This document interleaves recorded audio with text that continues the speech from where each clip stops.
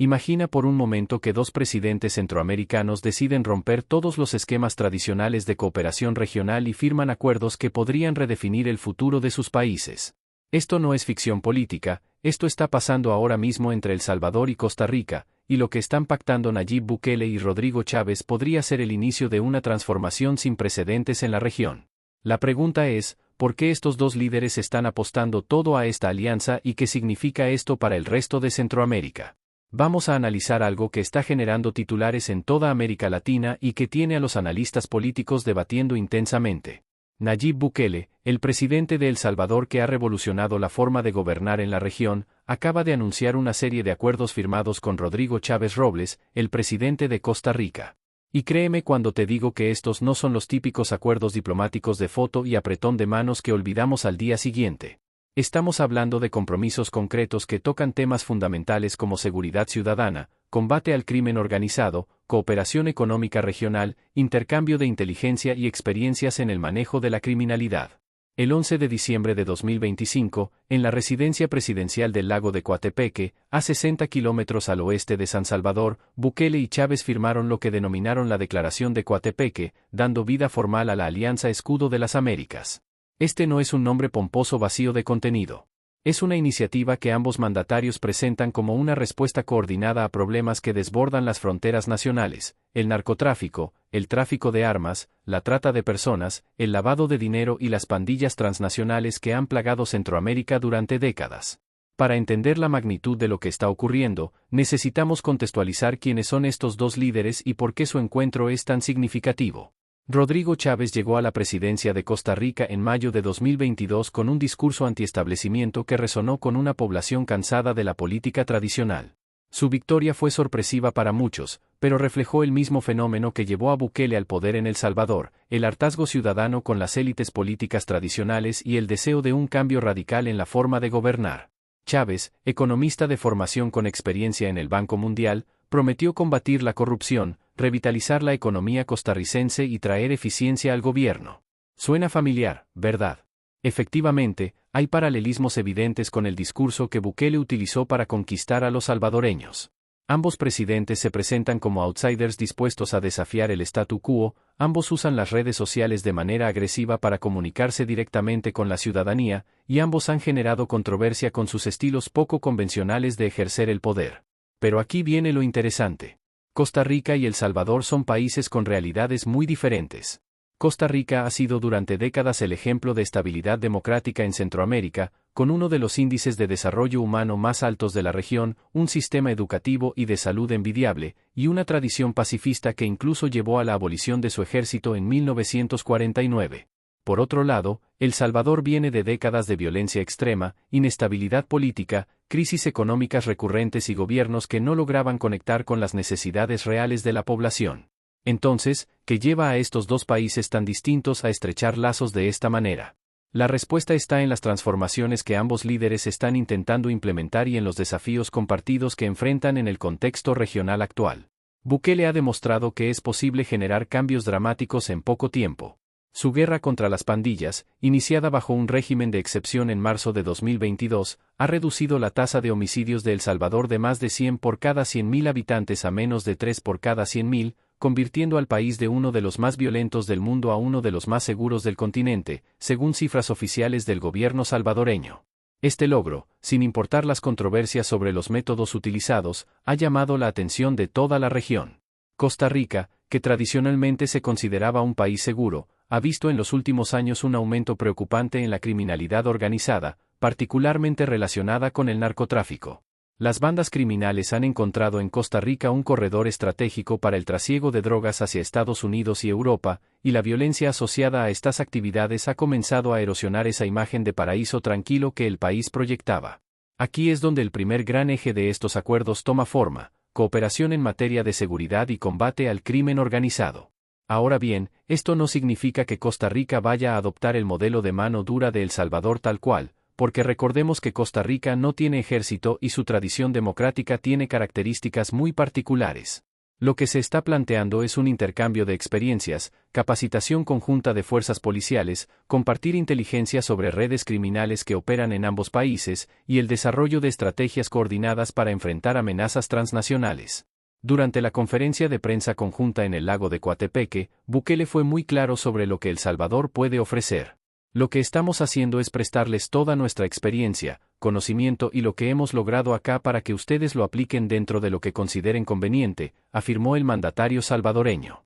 Detalló que puede ayudar a Costa Rica con su experiencia en el desmantelamiento de las estructuras criminales, con el manejo de las cárceles y las reformas de ley necesarias para poder erradicar el crimen.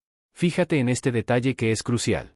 Bukele ha invertido enormemente en tecnología para el combate al crimen. El Centro de Operaciones de Seguridad de El Salvador, conocido como el cerebro digital de la seguridad del país, utiliza sistemas de videovigilancia avanzados, análisis de datos masivos y coordinación en tiempo real de las fuerzas de seguridad. Esta infraestructura tecnológica es algo que Costa Rica está estudiando con mucho interés porque permite mejorar la seguridad sin necesariamente recurrir a medidas tan extremas como el régimen de excepción que aplica El Salvador. El régimen de excepción salvadoreño, que lleva ya más de 2 años y medio vigente, ha resultado en más de 90.000 arrestos de presuntos pandilleros, aunque unos 8.000 fueron liberados por falta de pruebas, según las autoridades. Este modelo ha sido cuestionado por organismos internacionales de derechos humanos como Human Rights Watch y Amnistía Internacional, que han documentado casos de arrestos arbitrarios, falta de debido proceso y condiciones carcelarias extremadamente duras. Los críticos de este acuerdo argumentan que cualquier colaboración en seguridad con El Salvador normaliza un modelo que contradice principios democráticos fundamentales. Tienen un punto válido. Muchos costarricenses se preguntan si su país quiere asociarse con ese modelo. Sin embargo, los defensores del acuerdo contraargumentan que lo que se está adoptando es la tecnología y las metodologías de inteligencia, no las políticas de encarcelamiento masivo ni la suspensión de garantías constitucionales. Rodrigo Chávez ha sido claro al afirmar que Costa Rica mantendrá su tradición de respeto a los derechos humanos y al debido proceso legal, pero que no puede quedarse de brazos cruzados viendo cómo la criminalidad organizada gana terreno en su territorio. Es un equilibrio delicado, y el tiempo dirá si es posible tomar elementos del modelo salvadoreño sin comprometer los valores democráticos costarricenses que han caracterizado al país durante décadas. Un elemento central de la visita de Chávez a El Salvador fue el recorrido que realizó el 12 de diciembre por el Centro de Confinamiento del Terrorismo, conocido como CECOT, la megacárcel de máxima seguridad que Bukele ordenó construir para recluir a los pandilleros más peligrosos del país. Chávez se convierte así en el primer mandatario en visitar esta instalación, que tiene capacidad para 40.000 presos y actualmente alberga a unos 15.000 internos acusados de pertenecer a las violentas pandillas Mara Salvatrucha y Barrio 18. El CECOT, ubicado en una zona aislada y árida en la localidad central de Tecoluca, a más de 75 kilómetros de la capital San Salvador, es considerado el penal más grande de Latinoamérica. Chávez recorrió algunos pabellones ante la mirada de los reclusos, acompañado por el ministro de Justicia y Seguridad, Gustavo Villatoro, y el ministro de la Defensa Nacional, vicealmirante Francis Merino Monroy, quienes le explicaron los protocolos operativos del centro. Esta visita no es casual ni turística. Costa Rica ha anunciado la construcción de una nueva cárcel en San Rafael de Alajuela llamada Centro de Alta Contención y Crimen Organizado, conocido como CACCO, inspirada en la infraestructura salvadoreña. Se pretende que tenga capacidad para 5.000 reclusos y que esté terminada a mediados de 2026. Chávez quiere replicar en su país parte de las estrategias de seguridad de Bukele en un intento de combatir la violencia y el aumento de los asesinatos atribuidos en buena parte al narcotráfico. El presidente costarricense reiteró su reconocimiento por los avances y resultados que ha logrado el gobierno de Bukele con su estrategia de seguridad y combate a las pandillas. Durante la conferencia de prensa, Chávez afirmó que las lecciones de El Salvador sobre el papel fundamental del Estado, que es proteger las vidas de sus ciudadanos, son verdaderamente instructivas.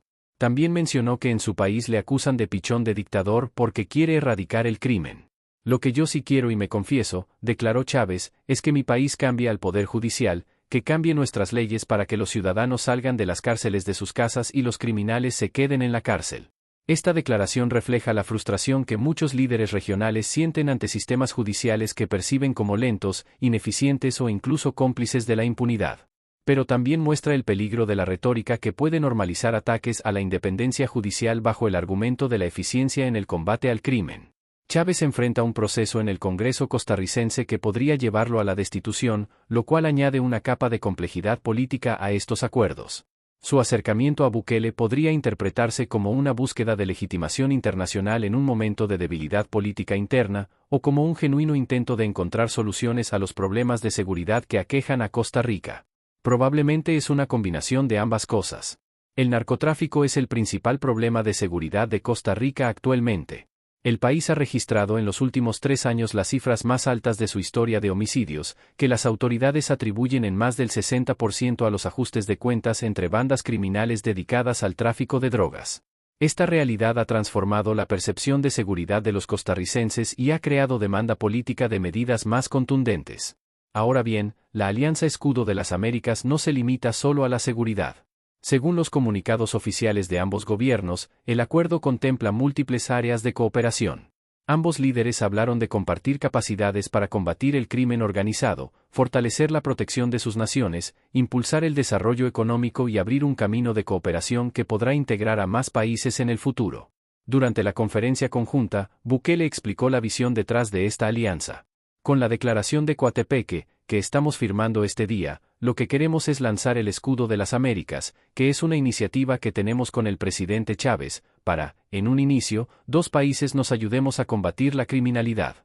El presidente salvadoreño subrayó que si el crimen organizado trabaja de forma coordinada con redes transnacionales, es ilógico que los países no se coordinen de la misma manera. Este argumento tiene lógica evidente. Las organizaciones criminales no respetan fronteras nacionales. Las pandillas como la Mara Salvatrucha tienen presencia en múltiples países centroamericanos, en México y en Estados Unidos. Los carteles del narcotráfico operan rutas que atraviesan toda la región. El tráfico de armas, la trata de personas, el lavado de dinero, todos son fenómenos transnacionales que requieren respuestas coordinadas entre estados. El problema, por supuesto, es que la cooperación regional en Centroamérica tiene un historial terrible. Acuerdos que suenan espectaculares en conferencias de prensa y que luego se quedan en el papel porque las burocracias nacionales no logran coordinarse, porque cambian los gobiernos y las prioridades, o simplemente porque las diferencias políticas terminan saboteando los proyectos conjuntos. La historia está llena de iniciativas regionales que prometieron mucho y entregaron poco. Pero hay algo diferente esta vez, y es la personalidad y el estilo de ejecución de Bukele. Digamos lo que digamos sobre su concentración de poder, sobre las controversias que genera, sobre las acusaciones de autoritarismo, hay un hecho innegable: Bukele ejecuta. Cuando anuncia proyectos de infraestructura, generalmente los completa, aunque sea de forma modificada o a menor escala de lo prometido inicialmente. El Centro de Convenciones, la Biblioteca Nacional, el Hospital El Salvador, las megacárceles, todos son ejemplos de proyectos que se materializaron. Rodrigo Chávez también ha demostrado esa voluntad de actuar rápido y romper inercias burocráticas, aunque su margen de maniobra en Costa Rica es más limitado debido a un Congreso donde no tiene mayoría y a instituciones más consolidadas que pueden frenar o moderar sus impulsos. La combinación de estos 2 estilos de liderazgo es lo que hace que muchos analistas piensen que estos acuerdos podrían realmente materializarse, a diferencia de tantos otros que quedaron en buenas intenciones. Ambos presidentes fueron claros en invitar a otros países de la región a sumarse a esta iniciativa. Bukele abogó por una coordinación regional, al invitar a más gobiernos que piensen igual, que quieran lo mejor para sus pueblos y que quieran acabar con la criminalidad internacional, que es la que plaga toda Latinoamérica. Por su parte, Chávez expresó su esperanza de que esta semilla germine, que se unan muchos más países y que algún día nuestro hemisferio vuelva a cosechar la dulce fruta de la vida en paz. Esta apertura a otros países es estratégica. Si la Alianza Escudo de las Américas logra expandirse e incluir a más naciones centroamericanas, podría eventualmente convertirse en un mecanismo regional significativo de cooperación en seguridad. Países como Honduras, Guatemala, Panamá, Nicaragua, todos enfrentan desafíos similares con el crimen organizado, aunque con diferentes niveles de intensidad y contextos políticos muy variados. Sin embargo, la expansión de esta alianza enfrenta obstáculos políticos e ideológicos considerables. No todos los gobiernos centroamericanos están dispuestos a asociarse con el modelo de Bukele. Algunos tienen preocupaciones legítimas sobre derechos humanos, otros tienen diferencias ideológicas, y algunos simplemente no quieren verse asociados con un líder tan polarizador en el contexto internacional. Los acuerdos también contemplan áreas de cooperación económica, aunque con menos detalle específico que el tema de seguridad. Se habla de impulsar el comercio, la inversión, la logística y la innovación entre ambos países. Costa Rica tiene una economía más diversificada y desarrollada que El Salvador, con fortalezas en tecnología, servicios empresariales, dispositivos médicos y turismo. El Salvador ha estado intentando atraer inversión extranjera y diversificar su economía más allá de las remesas que representan más del 20% de su Producto Interno Bruto. La visita de Chávez incluyó a varios ministros de su gabinete, lo cual sugiere que hay intenciones de trabajar en múltiples frentes. El ministro de Relaciones Exteriores y Culto de Costa Rica, Arnoldo André Tinoco, acompañó al presidente y participó en la firma junto con su contraparte salvadoreña, la ministra Alexandra Gil Tinoco. Esta participación de las cancillerías es importante porque son ellas las que eventualmente tendrán que coordinar la implementación concreta de lo acordado. Uno de los elementos que debemos considerar es el contexto de la visita anterior. En noviembre de 2024, Bukele realizó una visita oficial a Costa Rica donde recorrió la principal cárcel de ese país, conocida como La Reforma, y alertó sobre síntomas de criminalidad similares a los que enfrentó El Salvador. Esa visita sentó las bases para el acuerdo que ahora se formalizó. Bukele recordó que durante su gobierno se construyó la cárcel más grande de Latinoamérica con un costo que calificó como bajísimo de $115 millones. Este énfasis en la eficiencia y el bajo costo es parte central de la narrativa de Bukele. Él se presenta como un líder que logra resultados con menos recursos que gobiernos anteriores que según él despilfarraban fondos públicos. Si estas cifras son completamente precisas o si incluyen todos los costos asociados es tema de debate, pero el mensaje político es claro: eficiencia ejecutiva versus burocracia corrupta. Chávez también aprovechó la conferencia de prensa para agradecer el apoyo que El Salvador brindó a Costa Rica tras el paso del huracán Rafael. Costa Rica expresa todavía, y lo hará por años, su agradecimiento profundo al pueblo salvadoreño y a usted personalmente por el apoyo que nos dio con sus brigadas cuando el huracán Rafael golpeó a nuestro país, afirmó Chávez. Este tipo de gestos de solidaridad en momentos de crisis natural ayudan a construir buena voluntad entre países y facilitan la cooperación en otras áreas. Ahora bien, hay que ser realistas sobre lo que estos acuerdos pueden y no pueden lograr. En el mejor de los casos, estamos viendo el inicio de una cooperación más estrecha entre dos países centroamericanos en temas de seguridad e inteligencia. Esto podría traducirse en operaciones conjuntas contra redes criminales, intercambio más fluido de información, capacitación de fuerzas policiales y adopción de tecnologías y mejores prácticas. En un escenario menos optimista, estos acuerdos podrían quedarse en gran medida en lo declarativo, con algunos proyectos piloto pequeños pero sin transformar sustancialmente las realidades de seguridad de ninguno de los dos países. La historia de la cooperación regional en Centroamérica sugiere que este escenario es más probable que el optimista, aunque la personalidad ejecutiva de ambos líderes podría inclinar la balanza hacia resultados más concretos. Un factor que podría determinar el éxito o fracaso de estos acuerdos es la reacción de Estados Unidos. Centroamérica es considerada por Washington como su patio trasero estratégico, y cualquier realineamiento significativo de alianzas en la región es monitoreado de cerca. Estados Unidos ha tenido una relación complicada con Bukele, oscilando entre el reconocimiento de los logros en seguridad y la preocupación por la erosión democrática y el debilitamiento del Estado de Derecho. La administración estadounidense ha reducido significativamente la ayuda económica a El Salvador en respuesta a las preocupaciones sobre derechos humanos. Ha impuesto sanciones selectivas a funcionarios salvadoreños acusados de corrupción. Ha criticado públicamente algunas de las políticas de Bukele. Pero al mismo tiempo, reconoce que El Salvador es más seguro que en décadas y que eso tiene valor para la estabilidad regional y para la reducción de flujos migratorios irregulares hacia Estados Unidos. Costa Rica, por su parte, ha sido históricamente un aliado confiable de Estados Unidos en la región. El país ha apoyado generalmente las posiciones estadounidenses en foros internacionales y es visto en Washington como un modelo de lo que América Latina puede lograr en términos de democracia y desarrollo. Que Costa Rica se acerque a El Salvador podría ser visto con preocupación en ciertos círculos de política exterior estadounidense, o podría ser visto como una oportunidad de que Costa Rica ejerza influencia moderadora sobre Bukele. Probablemente la respuesta de Washington será pragmática. Observar cómo se desarrollan estos acuerdos, mantener canales de comunicación con ambos gobiernos, expresar preocupaciones cuando sea necesario, pero sin intentar bloquear activamente una cooperación que en muchos aspectos puede beneficiar a la estabilidad regional. Estados Unidos tiene intereses más urgentes en otras partes del mundo y Centroamérica, aunque importante, no es la prioridad máxima de política exterior en este momento. Para los ciudadanos de El Salvador y Costa Rica, estos acuerdos representan tanto oportunidades como riesgos. La oportunidad de mayor cooperación en seguridad, de aprender unos de otros, de enfrentar problemas compartidos de manera coordinada.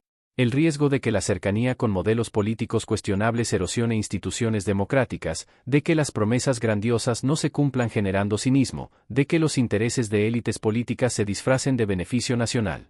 La sociedad civil en ambos países tiene el rol crucial de mantener escrutinio sobre cómo se implementan estos acuerdos. Exigir transparencia en el uso de recursos públicos, verificar que los beneficios prometidos realmente lleguen a las poblaciones, denunciar cuando las políticas conjuntas violen derechos fundamentales, y asegurar que la cooperación regional no se convierta en colusión entre gobiernos para escapar rendición de cuentas. Los medios de comunicación independientes también juegan un papel esencial. Investigar más allá de los comunicados oficiales, contrastar promesas con realidades, dar voz a quienes son afectados por estas políticas, y mantener a los gobiernos honestos sobre sus compromisos. En contextos donde la libertad de prensa está bajo presión, como es el caso de El Salvador donde Bukele ha atacado sistemáticamente a periodistas críticos, esta función se vuelve aún más importante y difícil. Mirando hacia el futuro inmediato, hay varios indicadores que nos permitirán evaluar si estos acuerdos son sustanciales o superficiales. Primero, si se establecen mecanismos institucionales concretos de cooperación con presupuestos asignados y equipos técnicos trabajando. Segundo, si vemos operaciones conjuntas exitosas contra redes criminales en los próximos 6 a 12 meses. Tercero, si otros países efectivamente se suman a la iniciativa o si queda como un acuerdo bilateral. Cuarto, si Costa Rica efectivamente construye su nueva megacárcel inspirada en el SECOT y si adopta otras políticas del modelo salvadoreño. Quinto, si la cooperación sobrevive potenciales cambios de gobierno en cualquiera de los dos países o si se desvanece cuando cambie el viento político. Y sexto, si la retórica de respeto a derechos humanos de Chávez se traduce en práctica o si gradualmente Costa Rica adopta medidas más represivas bajo el argumento de la seguridad. También será importante observar cómo reaccionan organismos regionales e internacionales. La Organización de Estados Americanos, la Comisión Interamericana de Derechos Humanos, Naciones Unidas, todos estos actores tienen mecanismos de monitoreo de la situación de derechos humanos y democracia en la región. Si ven que la Alianza Escudo de las Américas está sirviendo de plataforma para exportar prácticas represivas, probablemente expresarán preocupaciones. Por otro lado, si la alianza realmente logra reducir la violencia del crimen organizado sin comprometer derechos fundamentales, podría convertirse en un modelo interesante de cooperación regional que otros países querrían estudiar y potencialmente replicar. Esa es la gran pregunta: ¿es posible tener seguridad efectiva manteniendo garantías democráticas, o hay un trade-off inevitable entre seguridad y libertad? Bukele argumentaría que el trade-off es falso, que los ciudadanos de El Salvador ahora tienen más libertad real porque pueden caminar por sus calles sin miedo, porque sus hijos pueden ir a la escuela sin ser reclutados por pandillas, porque los comerciantes pueden operar sin pagar extorsión.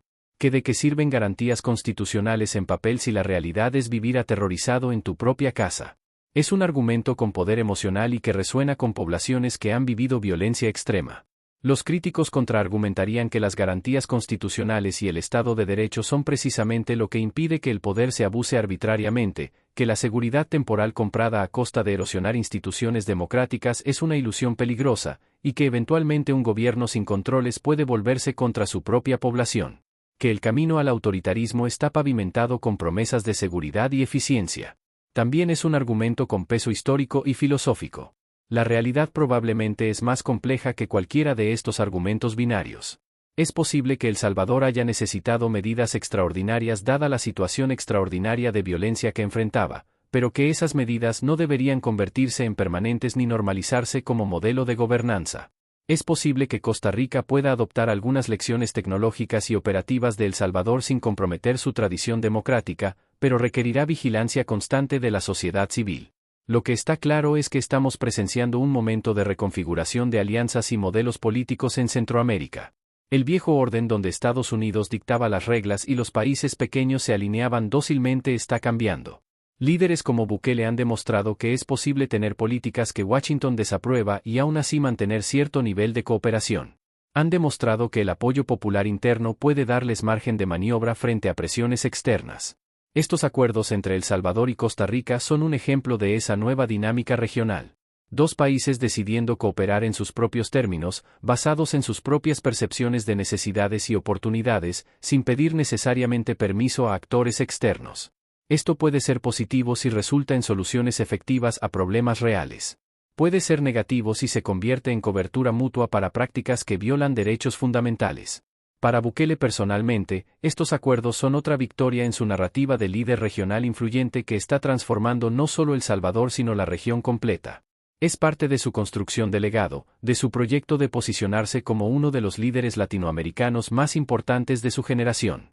Si estos acuerdos realmente se traducen en cooperación efectiva, fortalecerá enormemente su argumento de que su modelo funciona y debe ser estudiado por otros países. Para Chávez, la apuesta es diferente pero igualmente importante. Necesita mostrar resultados en seguridad que justifiquen su presidencia ante una población costarricense cada vez más preocupada por la violencia y ante un Congreso que busca destituirlo.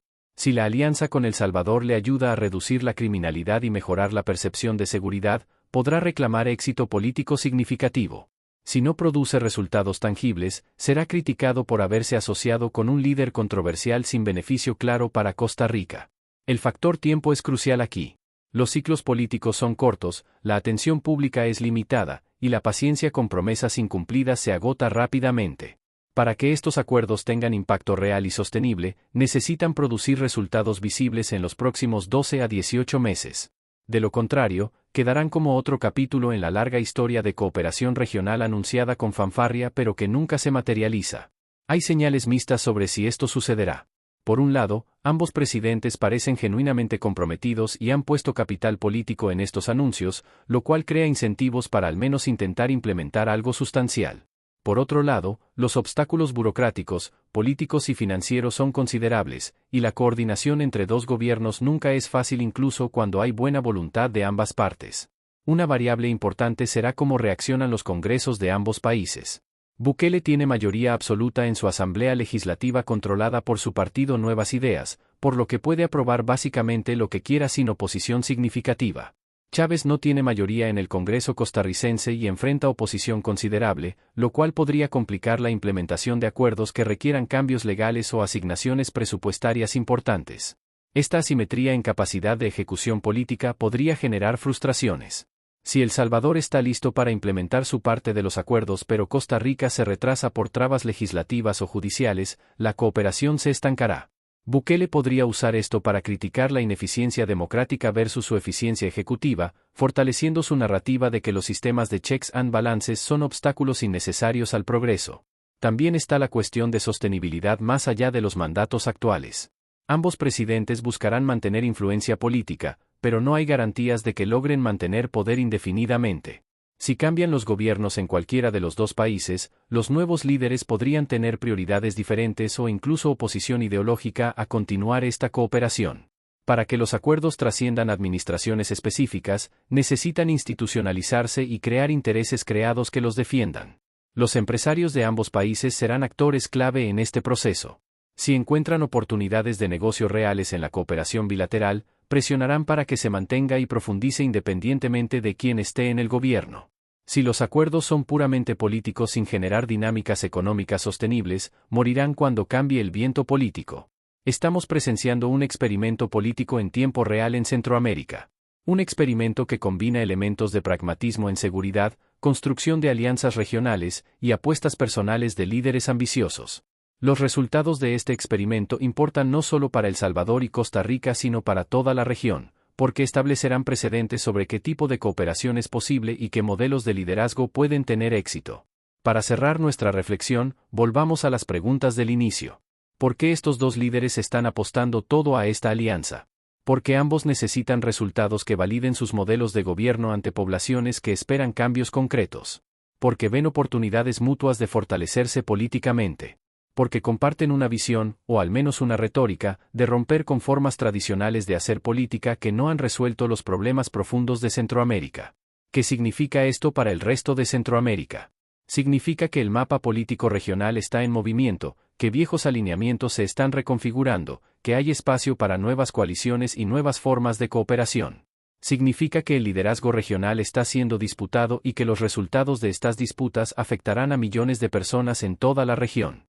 ¿Funcionarán estos acuerdos? Honestamente, es demasiado pronto para saberlo con certeza. Tienen potencial, tienen obstáculos, tienen riesgos y oportunidades. Lo que podemos hacer como ciudadanos informados es observar críticamente, exigir transparencia, medir resultados contra promesas, y ajustar nuestras expectativas basados en evidencia emergente en lugar de en esperanzas o miedos preconcebidos. La historia de Centroamérica está llena de giros inesperados, de oportunidades perdidas y ocasionalmente aprovechadas, de líderes que prometieron transformación y entregaron continuidad, y de momentos donde el cambio real parecía imposible hasta que sucedió.